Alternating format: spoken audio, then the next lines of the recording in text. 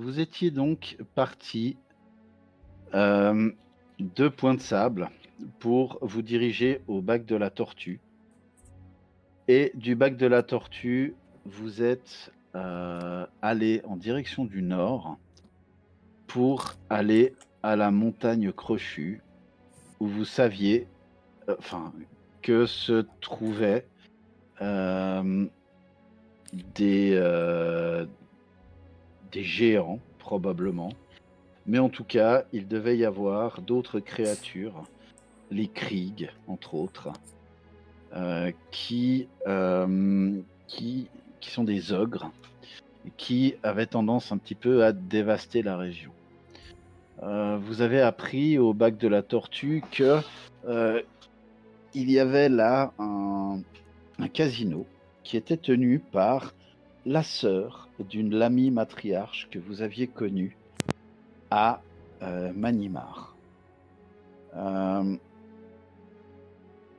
le- Vous avez découvert que pas mal de personnes au bac de la Tortue étaient tatouées de la rune de Siedron, qui, vous l'aviez appris, était une façon pour les seigneurs des runes de marquer des personnes dont l'âme les intéressait.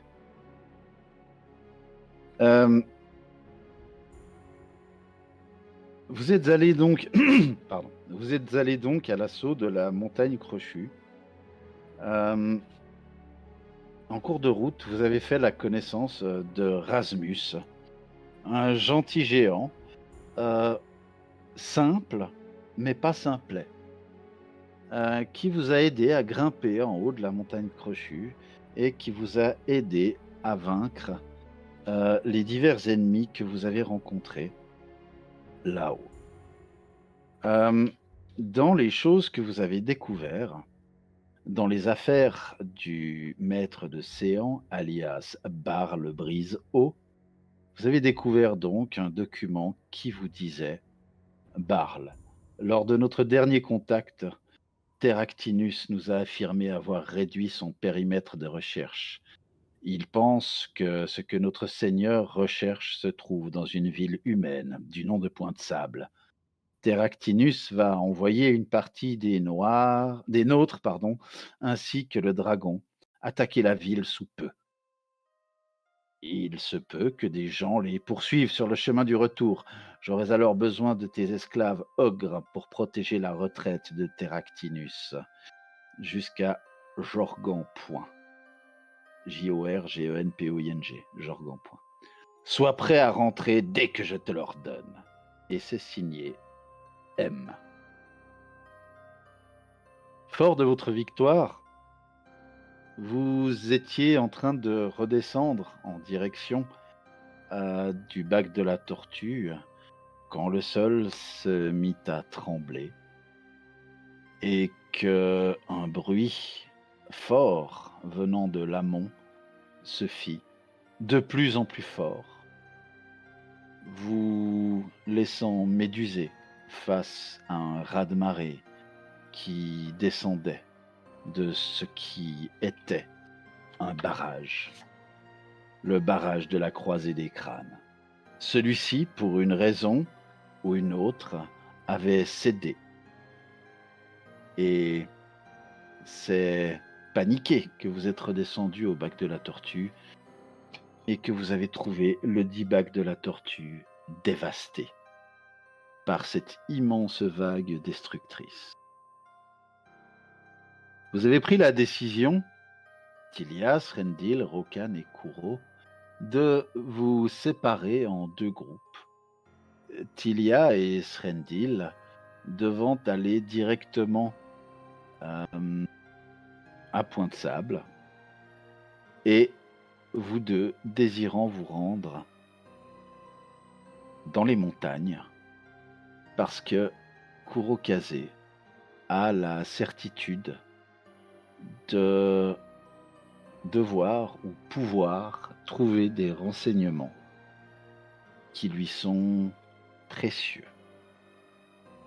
Les adieux ou les au revoir se firent rapides tant l'urgence euh, du document que vous avez trouvé semblait pressante. Tilia inquiète pour ses gobelins et Srendil inquiet pour sa maman et tous deux inquiets pour les membres, les autres villageois, les autres citadins de Pointe-Sable, ne mirent pas trop de temps avant de partir.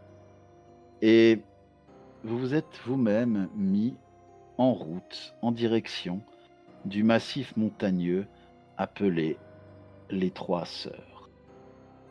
Voilà quelques heures que vous marchez dans le froid hivernal.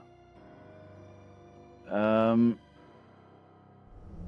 vent est quelque peu glaçant. Il n'est pas encore froid au point de geler, mais il est suffisamment froid pour être désagréable pour vous. Les quelques heures de marche se faisant, vous décidez, en fin d'après-midi, d'établir le campement. Et c'est à ce moment-là que je vous demande je vous pose la question habituelle. Bah personnellement, Que fait... comme ça fait pas beaucoup de temps que ça s'est passé, je suis toujours un petit peu morose. Hmm. Je sais pas pour Rokan, mais d'ailleurs je vais me tourner vers lui. Regardez quelle tête il fait. Bah, tu vois que d'habitude, je suis toujours plus ou moins quelqu'un de jovial, toujours un sourire, mais là, je pense que j'ai quand même un sourire aux lèvres, mais un sourire quand même un peu attristé. Parce que on n'a pas fait les choses dans le bon ordre, et puis que on a sauvé le plus de gens possible, mais qu'on aurait pu en sauver un peu plus. Ah, en te regardant, je comprends que tu penses ça et je pense la même chose, donc je vais juste rien dire pour l'instant. Je vais remettre un petit peu mes habits autour de mon cou, histoire d'avoir un peu moins froid. Et puis continuer. C'est où la direction qu'on doit prendre? Alors, vous êtes à Turtleback Ferry et vous vous rendez dans les montagnes malgoriennes, si je ne m'abuse. Où qu'elles sont? C'est les Stony Mountains, non? Ouais, il me semble que c'est la montagne de pierre dans mes souvenirs. Alors, oui, c'est possible. Ah oui, elles sont là-bas, ouais. Elles sont là. Ouais, oui. Donc, vous vous dirigez dans cette direction-là, qui est relativement éloignée quand même de Pointe-Sable. Oui, on avait décidé justement d'y aller maintenant, parce que jamais plus on viendrait certainement dans une zone aussi proche, entre guillemets. Et du coup, est-ce que le plus simple pour la suite du chemin, ce serait pas de longer cette espèce de, j'ai pas envie de dire de crevasse, mais cette espèce d'arête C'est une ronde. falaise en fait. Ok, ouais, justement de longer cette Gigantesque falaise tout falaise. le long, qu'on est sûr de pas se perdre. Bah, je propose qu'une fois sur place, on regardera comment ça se passe, puis Exact. soit on reste au pied de la falaise, soit on monte. On avisera. Dans tous les cas, on peut suivre la falaise, que ce soit en haut ou en bas, pour pas se perdre. Il est très clair que j'observe tout à la ronde, toutes les traces suspectes que je verrai, animales, humaines, etc. Alors, faites-moi tous deux un jet de perception dans la tour AD. Et Avec, Rokan, avec tellement de tu vas plaisir. aussi me faire un jet, toujours dans la tour AD, de knowledge local. Cool. Vous ne percevez pas grand-chose comme trace, si ce n'est ça et là des empreintes de pieds de géants. Il y en a quelques-unes. En une journée de marche, vous en avez croisé peut-être une trace ou deux traces. Pas beaucoup, mais vous en avez vu. Il y a des géants dans le coin. Ok. Ouais, si c'est du gabarit de Rasmus, on fera pas les malins hein, à deux contre eux. Alors, il vous semble que les géants des collines et les géants des montagnes n'ont pas la même taille. Et que les géants des collines seraient légèrement plus petits que les géants des montagnes. Ok. Ouais, alors je Donc là, confirme. ce serait des géants des montagnes. plus probablement, oui. Ok, alors je confirme, si on croise des géants comme ça, on va pas essayer de les attaquer. Ah non, non, non, mais je suis pas à Srendil, moi, hein. Ah mais j'espère bien. Ça va, Rokan, détends-toi, hein. Si on peut se cacher, on fera ça. Oui, ça me rassure. Et si on peut négocier, on fera ça aussi. Oui. Peut-être qu'ils aiment tous la musique, Rasmus aimait bien la musique. Ouais, bah, dans ce cas-là, on est vernis. Et si c'est pas Donc- le cas, bon, bah, Quelles sont les dispositions que vous prenez une fois... donc là, vous êtes en fin d'après-midi, comme je disais. Est-ce que vous voulez continuer à faire chemin ou est-ce que vous voulez établir le camp? Est-ce qu'on se sent exténué de ce bout de voyage ou pas encore? Alors, exténué, non, mais c'est gentiment l'hiver, hein. Ouais. Et puis, la nuit tombe vite. Le temps est pas pourri à proprement parler, mais il n'est pas non plus super beau. Donc, vous pouvez... Enfin, si vous continuez à avancer, vous aurez peut-être un petit peu de peine à vous orienter. Alors ok, vous voyez relativement bien de nuit, mais c'est jamais aussi confortable que de jour.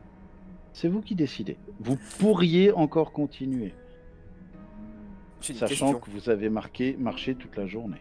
Oui, je t'écoute. Est-ce qu'on a croisé des bateaux qui remontaient ou qui descendaient le fleuve? Non, pas à cet endroit-là. Pas à cet endroit-là. Pour une bonne et simple raison, c'est que le bac de la tortue était sur ce bras du Yonda Bakari le dernier îlot de civilisation. Au-delà, il n'y a rien. On notera l'utilisation du passé pour nous rappeler que le bac de tortue n'existe plus. Alors maintenant, c'est le bac de lato, ou bien le bac de latte Ouais. qui existe. Le bac de l'eau. Mhm. Ouais, c'est ça, en fait, le bac de Le bac l'eau. de l'eau. Exactement. Le bac sans bac. Est-ce que vous faites quelque chose de spécial au cours de votre journée? Je pense que moi je vais quand même profiter pour bien sûr discuter avec Kuro bien sûr, mais surtout lui demander un peu un résumé de tout ce qu'ils ont affronté ensemble depuis Point de Sable. Parce que je connais dans les grandes lignes, mais là je profite un peu du temps de voyage pour en apprendre plus. S'il veut bien m'en parler bien sûr. Bien sûr, oui, oui. Eh bien, écoute, Rokan, c'est une rencontre fortuite qui m'a conduit dans ce groupe en ce qui me concerne. J'étais en quête d'informations sur ma sœur, tu sais que je la recherche, et je suis parti de ma ville d'origine, Christelia, et mes pas m'ont conduit jusqu'à Point de Sable. Je suis arrivé, il y avait une espèce de fête religieuse qui a été menée par le père Zantius. Et c'est là que j'ai fait la connaissance de Tilia, de Rain et de Srendil. Ensuite, il y a eu une attaque de gobelins sur ce village. Et d'une façon ou d'une autre, nous nous sommes retrouvés les quatre à lutter ensemble contre ce fléau. Et après ça, nous avons voulu savoir quelle était la cause de l'attaque des gobelins, vu que apparemment de ce que nous avions entendu à Point de Sable, c'était assez rare. Et nous avons bien vite compris que c'était une machination de la part d'une certaine Nualia. Donc tu as aussi entendu parler et que tu as même affronté, je crois. Affronter non, mais entendu parler Non, oui. Oui, c'est Ouais. juste. Mhm. Pardon. c'était Non, juste. pas de problème. Et nous avons pourchassé cette Nualia et nous avons rencontré divers périls et un de ces périls se nomme bien sûr Absterion. Et C'est le flagelleur mental, c'est ça? tout à fait, il s'est présenté à nous lorsque nous étions en quête d'informations dans le sud, au sud de Point de Sable.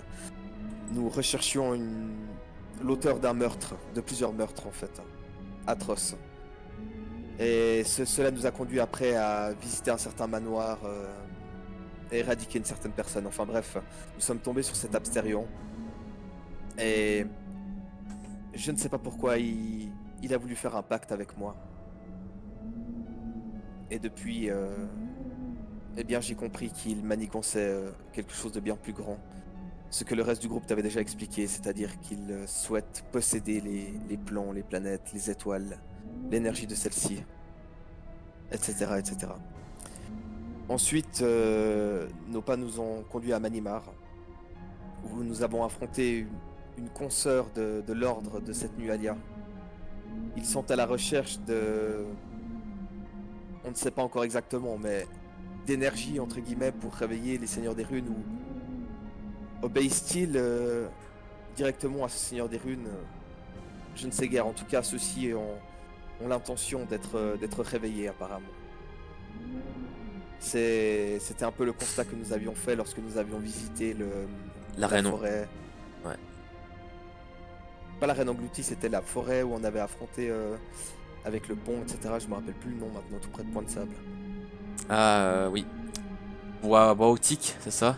Bois Otique. Je crois que si je me rappelle bien de ma géographie. Non, je pensais à la reine engloutie, parce que la reine engloutie, nous avons eu l'apparition d'un autre flagelleur mental, mais aussi d'une... comment s'appelait-elle? D'une ancienne seigneur des runes aussi. Ah, lorsque nous avons voyagé. Ouais. Sorchen. Sorchen, tout à fait. Voilà, tu t'es présenté à nous lorsque nous avons décidé de faire le voyage depuis Manimar jusqu'au bac de la Tortue.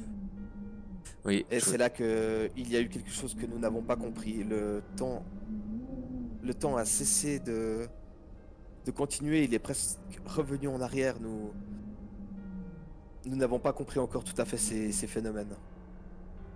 Est-ce qu'il y a vraiment compréhension à avoir quand le temps est tout et que le temps commence à se dilapider? Justement, ouais. Je crois que tu as raison. Si le ou les flagelleurs mentaux commencent à parasiter le temps, à l'absorber, je pense qu'on doit s'attendre à ce genre de phénomène de plus en plus fréquemment. Et cette Nualia est revenue, on l'a pourchassée et elle a réussi à prendre Rain. Oui. Et c'est juste après ça que l'on t'a rencontré, mais ça tu le savais déjà.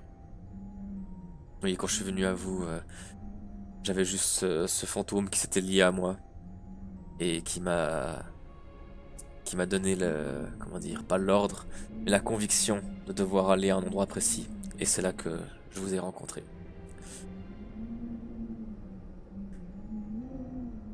Ce qui est étrange, c'est que tu as aussi un lien avec les flagelleurs mentaux. Oui. À l'époque, je vivais en nomade avec ma famille, mon père, ma mère et ma sœur. Et je devais avoir quoi? La vingtaine? Oui, quelque chose comme ça. On était dans les terres des cendres. Ouais, on était dans un village. Et un village très accueillant. Nous avons joué là-bas pendant une semaine, nous avons participé à un festival. Et en voulant quitter le village, nous n'avons jamais réussi à quitter le village. Quelque chose nous en empêchait, physiquement. Et au bout d'un moment, une de ces créatures s'est présentée à nous et a dévoré, je pense, l'âme des membres de ma famille. Moi, il m'a laissé. Pourquoi? Comment? Je n'en sais rien. Mais ce don avec les fantômes, je l'ai toujours eu de naissance. J'ai toujours pris pour une malédiction, jusqu'à ce que, enfin, ce fantôme se lie à moi.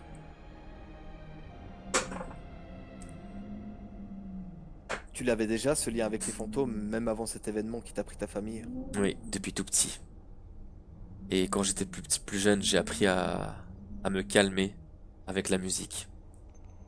Et aujourd'hui, la musique m'aide à renforcer ce lien avec le fantôme que j'ai nommé le jeune borgne, en référence à Erastil.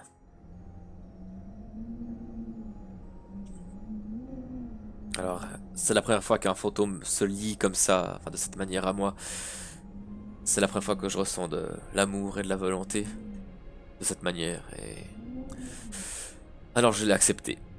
Et voilà que je ressens des sentiments qui ne sont pas les miens. Et parfois des images et des souvenirs qui ne sont pas les miens non plus. Mais c'est pour le meilleur, je pense.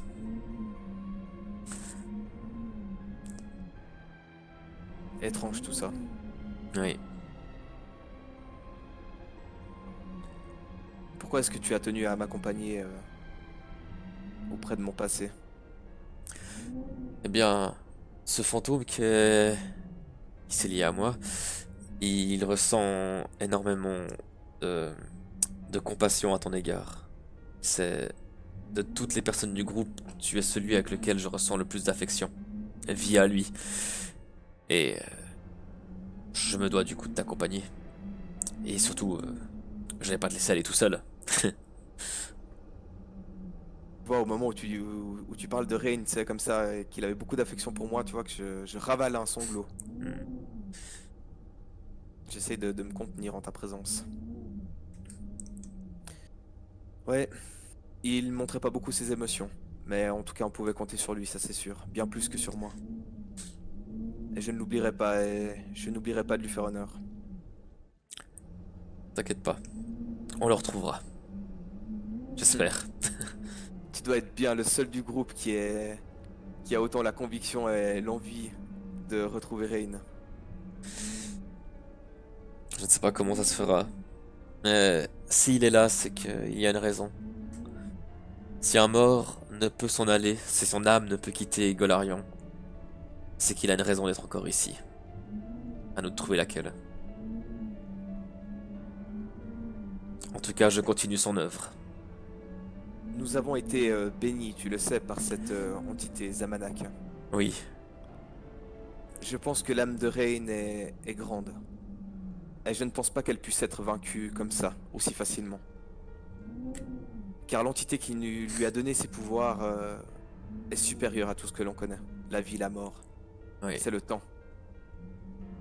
Et je pense qu'il viendra un temps où Rain pourra revenir. Comme il y aura un temps où je devrais partir. Tu devras partir. Nous devrons tous partir.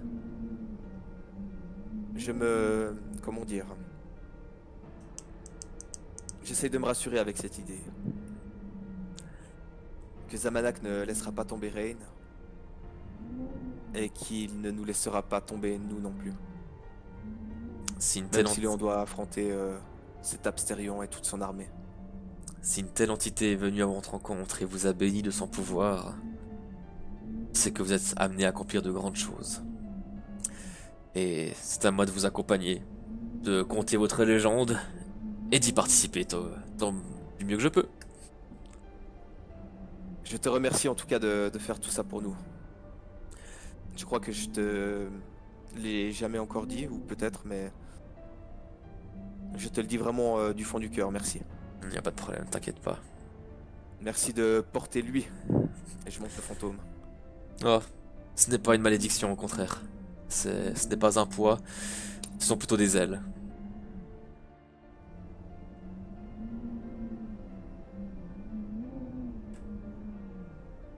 Je pense qu'on va gentiment arriver au soir là. Oui, tout à fait. Bon, campement et poisson? Ouais, campement et poisson. Journal de voyage de Raokan Fado. Nous poursuivons notre périple avec Kurokaze en direction de la montagne de pierre. Qu'est-ce qu'il fait froid. J'en peux plus de ce temps. Mais heureusement on avance gentiment mais sûrement. C'est drôle, je ressens quelque chose dans l'air. Comme un son, un appel, un chant, peut-être on dirait un requiem. Non, je vais me faire des idées. Et bon, nous poursuivons donc notre route, et là je crois discerner ce qui devrait être, oui, c'est ça, ce sont les escaliers de Storval. Nous sommes donc à peu près à mi-chemin. Et puis, vous, quand même, au cours de la journée, vous voyez au loin dans le ciel. Faites-moi un jet de. Non, vous ne faites pas un jet de. Vous voyez assez loin dans le ciel qu'il y a une créature ailée qui a l'air de patrouiller dans le coin. Vos sens ne sont pas assez aiguisés pour vous dire de quoi il en retourne. Mais voilà, une créature ailée à plusieurs centaines de mètres d'altitude, peut-être 1000 mètres d'altitude, vous savez pas. C'est vraiment un point dans le ciel qui passe par là. Ça ressemble à un dragon. Tu ne sais pas, tes sens ne te permettent pas de le dire, c'est trop éloigné. Alors si, fais-moi quand même un jet de perception dans la tour AD, puis on va voir en fonction du résultat. Parce qu'il y avait Naruak Lalashishtam, comment ça Na- s'appelait? ouais. Naruit Ah, Lalashlichtum. Naruit Lalashishtam. Il famoso. Alors D'accord. c'est On une sait quand même créature, reconnaître le bruit, tu vois, si c'est un dragon. c'est une créature qui pourrait être de la taille effectivement d'un dragon ou peut-être un drake ou quelque chose comme ça. Mais vous n'arrivez pas à dire plus précisément. Mais c'est une créature de cette taille-là, en effet. Ok. Ça vole en direction du nord-ouest. Ça patrouille un petit peu dans les environs. Ça va plutôt en direction du nord-est. Ah, du nord-est. Des Iron Peaks, par exemple. Voilà, ouais. Ok. C'est pas Stony Mountain, c'est ça que je voulais savoir. Non, en effet. Bien. Mais bon, vous savez que ces créatures sont des créatures territoriales, hein, en tous les cas. Oui. Et qu'elles s'éloignent relativement peu. Alors bon, à leur échelle, on est d'accord, hein, Oui, et leur échelle est quand même assez grande. Maintenant, le territoire de ce genre de bestiaux pourrait être assez grand, mais en tous les cas, là, ce n'est pas le cas. Enfin, qu'est-ce que je dis? Ce que je dis ne veut absolument rien Ouais, dire. mais on a saisi l'idée. Voilà. Enfin, ce que je veux dire, c'est que si il est là, son territoire, c'est absolument pas les montagnes les Stony Mountains. Voilà. Ouais, oui. Je- Sur une échelle Tu me de comprends. 1 à 20, de 1 à 7, c'est les montagnes rocheuses. Voilà. Et je vous emmerde. Et je rentre à ma maison. Ok. Donc voilà, la journée s'est passée. Vous avez vu dans le ciel une créature de la taille d'un dragon ou d'un drake ou d'un draconide, en tout cas. Vous avez trouvé vos petites noisettes avec des noix, etc. Et effectivement, à nouveau, le soir va commencer à poindre. Et puis, comme je disais, vous vous rapprochez du lieu dit les escaliers de Storval ou l'escalier de Storval. Maintenant, vu la nébulosité et la fin de la journée, et que vous ne savez pas ce que sont exactement, enfin, ou ce qu'est exactement l'escalier de Storval, si vous voulez trouver l'escalier de Storval, il va me falloir faire un jet de perception dans la tour AD et je vais estimer. Ouais, je pense que je vais le faire déjà au moins pour voir plus ou moins où ça se trouve et qu'est-ce que c'est. Pareil. Pas forcément pour s'y engager, je pense, mais voilà. Alors, Rokan, tu perçois effectivement des marches assez gigantesques. Pas aussi gigantesques que les pseudo-marches que vous aviez empruntées avec Rasmus, mais quand même des marches assez grandes qui doivent faire 2 fois à 3 fois la taille de marche pour des humains, qui ont l'air d'avoir été taillés dans la pierre et qui montent en direction du nord-est. On n'avait pas entendu une histoire sur Storval qui avait justement des géants de pierre ou je sais pas quoi, ou des géants? Bah, justement, je vais faire appel à mes connaissances et essayer de me souvenir d'une légende, de quelque chose, des rumeurs que j'ai entendues à propos de ces escaliers. Mhm. Alors en effet, ton savoir bardique te permet de te souvenir qu'effectivement, en haut des escaliers de Storval, attends, savoir bardique, tu dois faire un jet ou pas? Non, c'est automatique, ça fait un 20, hein, mais c'est une fois par C'est jour. automatique. Ok. Alors tu te souviens qu'effectivement, ce serait par là-bas en haut que se trouverait un lieu-dit qui s'appelle Jorgan-Point. Ah, ah, ah, Ah d'accord. on va peut-être pas aller là en fait. Attends, si on relit on peut relire la lettre? Ouais, Bien sûr. Par l'autre dernier contact, Terractinus, infirmier, il penserait, t'es pensable, Terractinus va envoyer une partie des nôtres, ainsi que le dragon attaquer la ville sous peu. Il se peut que des gens les poursuivent sur le chemin du retour. J'aurai alors besoin de tes esclaves ogres pour protéger la retraite de Terractinus jusqu'à Jorgon-Point. Sois prêt à rentrer dès que je te l'ordonne. Ça veut dire que genre Gonpoint, il y a personne en ce moment ou très peu de troupes. Bah, soit il y a très peu de troupes, soit il y a déjà du monde. C'est un peu le risque, c'est qu'on sait pas de quand date cette lettre. On sait pas si Point de Sable a déjà été attaqué. On espère pas, mais N'espère pas.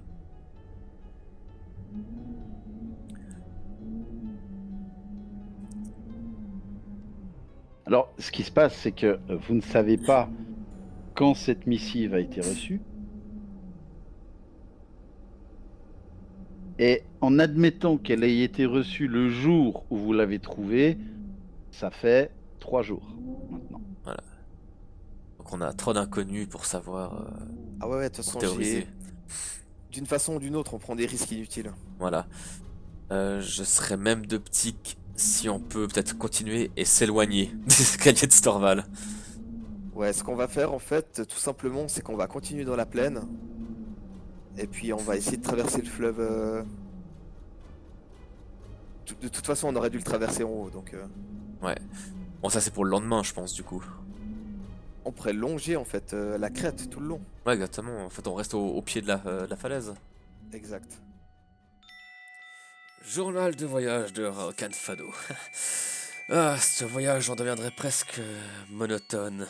Presque une routine quelque peu désagréable quand même. Et ce froid et ce vent. Accompagner un sifle n'est pas de tout repos, hein. Lors de cette dernière nuitée, nous avons combattu notre pire ennemi du moment, c'est-à-dire le vent.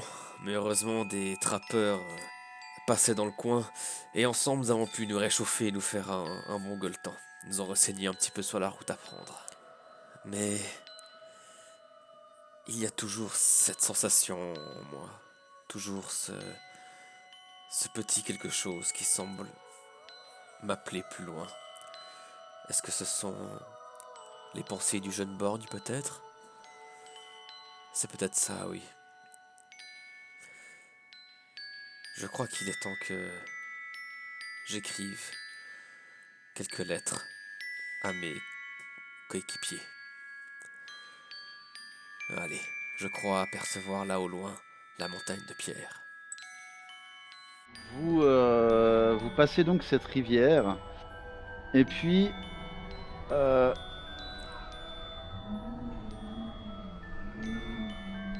le soir arrive gentiment, enfin la fin d'après-midi, et c'est un petit peu la même chose que les autres soirs. Ça commence à être assez monotone en bas de cette falaise. Mais vous ne voyez pas aujourd'hui de camp Shaomti, par exemple, dans lequel vous pourriez acheter du matériel d'escalade. Et effectivement, comme l'ont annoncé les trappeurs la veille, le temps aujourd'hui est pourri. Pour le coup, le vent que vous entendez n'est plus seulement celui qu'il y avait dans l'anfractuosité, mais vraiment le mauvais temps s'est levé. Il fait un temps pourri. La belle journée de merde. Exactement. Un vrai temps d'infanterie, comme disait l'autre.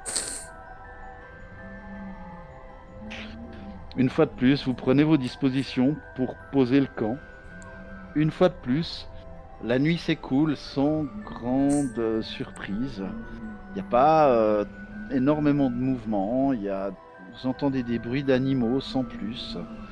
Vous passez une nuit qui est reposante, mais si tant est qu'une nuit à l'extérieur par un temps pareil puisse être reposante, quoi. C'est pas phénoménal non plus.